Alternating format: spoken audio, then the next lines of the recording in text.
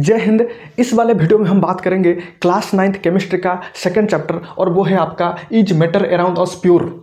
माने हिंदी में बोलता है क्या हमारे अगल बगल जो मैटर है, जो पदार्थ है, जो सब्सटेंस है, जो मटेरियल है, क्या वो प्योर है? माने क्या वो शुद्ध है या फिर इम्प्योर है, अशुद्ध है? मतलब एक तरह से हमको एक सवाल पूछ रहा है और उस सवाल का हमको जवाब देना है। बहुत से बच्चा लोग कहेंगे कि भैया ज़्यादातर हमारे चीज़ जो अगल बगल में जो चीज़ है उसमें से ऐसे बहुत सी चीज़ें हैं जो इम्प्योर है और कुछ ऐसी चीज़ है जो प्योर है। पता है प्रॉब्लम क्या है? प्रॉब्लम यह है कि आप किसी को प्योर इम्प्योर उसके मिलावट के हिसाब से कह रहे हो। मिलावट माने अडल्ट्रेशन, माने कोई सब्सटेंस है उसमें कोई मिलावट हो गया तो इम्प्योर हो गया, अगर कोई मिलावट नहीं है तो प्योर है। एग्जाम्पल के लिए आप दूध को लेके चलो।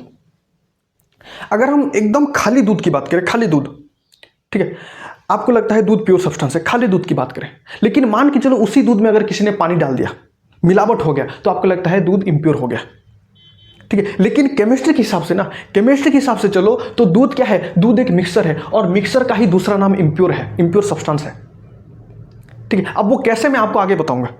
एग्जाम्पल के लिए हवा के लेके चलो, एकदम प्योर हवा, एकदम एकदम कोई मिलावट नहीं है, कोई उसमें कोई डस्ट पार्टिकल नहीं है, कोई इंप्योरिटी नहीं है, एकदम प्योर हवा है मान के चलो, ठीक है। अब आपको लगता है हवा तो प्योर है, मतलब जाहिर सी बात है उसको प्योर सब्सटेंस की कैटेगरी में आना चाहिए, जबकि हवा भी अपने आप में एक मिक्सर है, मतलब एक इम्प्योर सब्सटेंस है। अब कैसे मैं आपको आगे बताऊंगा।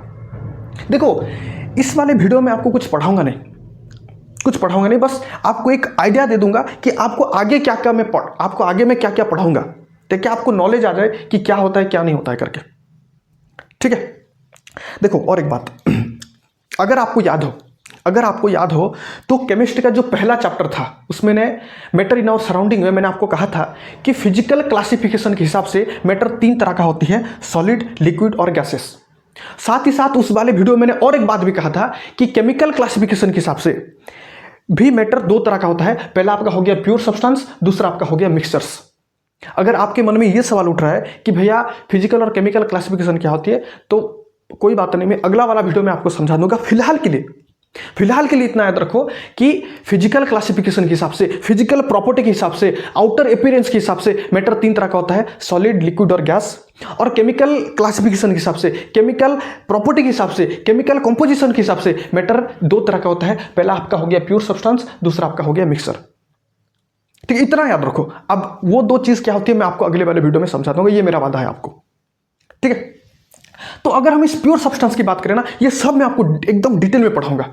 आप जान लो क्या होता है क्या नहीं होता है इस टॉपिक में, इतना जान लो, ठीक है। अगर हम इस प्योर सब्सटेंस की बात करें ना, ये फर्दर डिवाइड होता है 2 अलग अलग तरीके से, पहला आपका हो गया एलिमेंट्स, दूसरा आपका हो गया कंपाउंड। इसीलिए अगर आपको कोई पूछता है कि बेटा बताओ केमिकल क्लासिफिकेशन के हिसाब से मैटर कितने तरह का होता है, तो 3 तरह का बोलना, पहला आपका हो गया एलिमेंट, दूसरा कंपाउंड, तीसरा हो गया मिक्सर।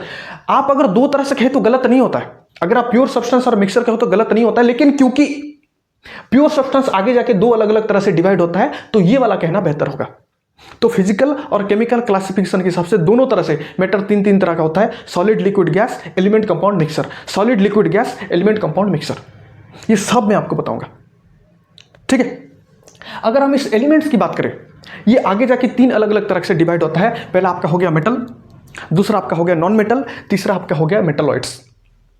अब बहुत सारी किताबें में, यहां तक क्लास 9th एनसीईआरटी में भी एलिमेंट्स को 3 अलग अलग तरह से बांटा गया है। आपका रेफरेंस बुक में भी यही 3 दिया गया है, ठीक है। लेकिन और एक भी होता है जिसको कहते हैं नोबल गैसेस, मैं आपको आगे पढ़ा दूंगा वो क्या है, लेकिन यही 3 इंपॉर्टेंट है और ये अपने एक लॉन्ग क्वेश्चन बन जाता है, ठीक है। ये 3 चीज क्या है देखेंगे और इनकी कौन कौन सी फिजिकल प्रॉपर्टी है वो भी देखेंगे, और ये अपने आप एक लॉन्ग क्वेश्चन बन जाता है। आपको एग्जाम में पूछ सकता है what are pure substances, classify elements into 3 different groups, like their physical property, आपको एग्जाम में पूछ सकता है, इसीलिए ये बहुत इंपॉर्टेंट है, मैं आपको बताऊंगा, ठीक है।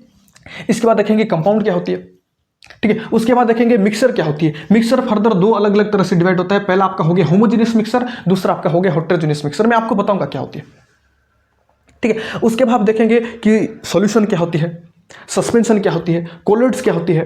अक्सर बच्चा लोग यहाँ इन दोनों पे फंसते हैं कि सस्पेंशन और कोलिड में क्या मतलब, दोनों यहाँ पे हमेशा कंफ्यूजन रहता है, ठीक है। कोलिड्स दिखना में होमोजेनियस होता है लेकिन एक्चुअल में ये भी हेटेरोजेनियस होता है, मैं बताऊंगा क्या होती है, ठीक है। उसके बाद देखेंगे कंसंट्रेशन ऑफ सॉल्यूशन क्या होती है। देखो ये पूरा चैप्टर ना, पूरा का पूरा चैप्टर खाली थ्योरी से भरा पड़ा है, थोड़ा बहुत आपको न्यूमेरिकल मिलेगा यहाँ पे कंसंट्रेशन ऑफ ए सॉल्यूशन में, ठीक है। यहाँ पे मास और वॉल्यूम के हिसाब से 3 अलग अलग फॉर्मूला देखने को मिलता है, मैं आपको बता दूंगा। और यहाँ पे जो न्यूमेरिकल भी आते हैं, बहुत कठिन नहीं आता है, एकदम आसान टाइप का आता है, कोई दिक्कत नहीं है, मैं आपको समझा दूंगा। ठीक है। उसके बाद हम देखेंगे सैचुरेटेड सॉल्यूशन क्या होता है, अनसैचुरेटेड सॉल्यूशन क्या होता है, सुपर सैचुरेटेड सॉल्यूशन क्या होता है, ये भी देखेंगे।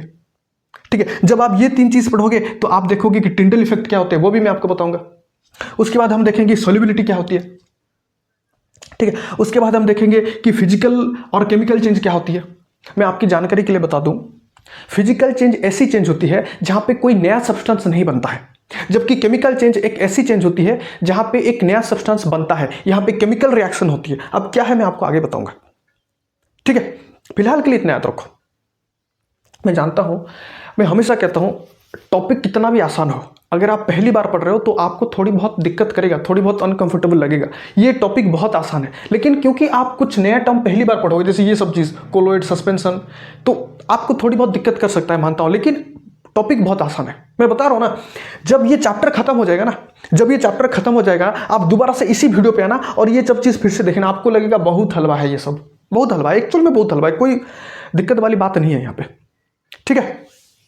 और सबसे आखिर में आता है separating the components of mixture.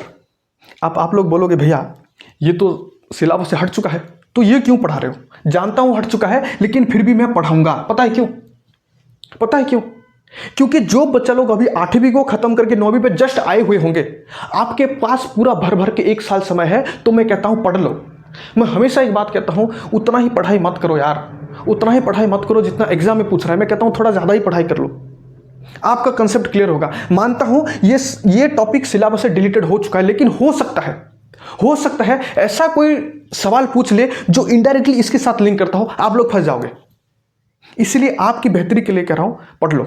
मैं तो पढ़ाऊंगा, पढ़ना ना पढ़ना आपके ऊपर है। मैं कहता हूं पढ़ लो यार, आपको भले ही नोट्स ना बनाओ, लेकिन ओरली पढ़ लो। मैं जो बोल रहा हूं उसको सुन लो, थोड़ी बहुत किताब से ही पढ़ लो, आप भले ही नोट्स ना बनाओ। और ये अपने आप में बहुत आसान टॉपिक होता है कि अलग अलग प्रोसेस के जरिए आप कैसे कंपोनेंट्स को अलग कर सकते हो। सेंट्रीफ्यूगेशन आता है, डिस्टिलेशन आता है, क्रोमेटोग्राफी आता है, मैं आपको बताऊंगा क्या होती है। बहुत आसान टॉपिक है ये। ठीक है। पता है दिक्कत वाली बात यह है, केमिस्ट्री का 3rd चैप्टर आता है एटम्स और मॉलिक्यूल, वहां पे सबसे इंपॉर्टेंट टॉपिक को हटा दिया सीबीएसई वालों ने, मोल कॉन्सेप्ट को। बताओ यार, मानता हूं मोल कॉन्सेप्ट अपने आप में थोड़ा दिक्कत करता है बच्चा लोगों को, लेकिन पता है अगर आप 9th क्लास में थोड़ा बहुत भी पढ़े होते मोल कॉन्सेप्ट, अगर आपको थोड़ा बहुत भी नॉलेज होता तो आपको 11वीं में कोई दिक्कत नहीं करता। मैं अपनी बात बताऊं, क्योंकि मैं खुद उड़िया मीडियम से हूं, तो हम तो सीधा मोल कॉन्सेप्ट 11वीं में पढ़े थे, मतलब ठीक है, तो हमको बहुत दिक्कत करता था वो सब चीजें। ठीक है। तो अगर आप यहाँ पे पढ़े होते ना थोड़ी बहुत मोल कॉन्सेप्ट, तो आपको 11वीं में बहुत आसान करता, लेकिन नहीं। ठीक। जो बच्चा लोग खुश रहे हो ना कि चलो भाई सिलेबस रिड्यूस हो गया, बहुत बढ़िया है, देखना आपको 11-12 में बहुत दिक्कत करेगा, बहुत दिक्कत करेगा। ठीक है। लेकिन आप लोग समझ, बायोलॉजी का 3 चैप्टर उड़ा दे, बोलो 2 या 3 चैप्टर उड़ा दे बायोलॉजी का, अरे यार ऐसा थोड़ी होता है। खैर कोई नहीं, तो मैं आपको डिलीटेड चैप्टर भी पढ़ाऊंगा, पढ़ना ना पढ़ना आपके ऊपर है। ठीक है। इतना ही था, मिलते हैं अगले वीडियो में, तब तक के लिए जय हिंद, जय भारत।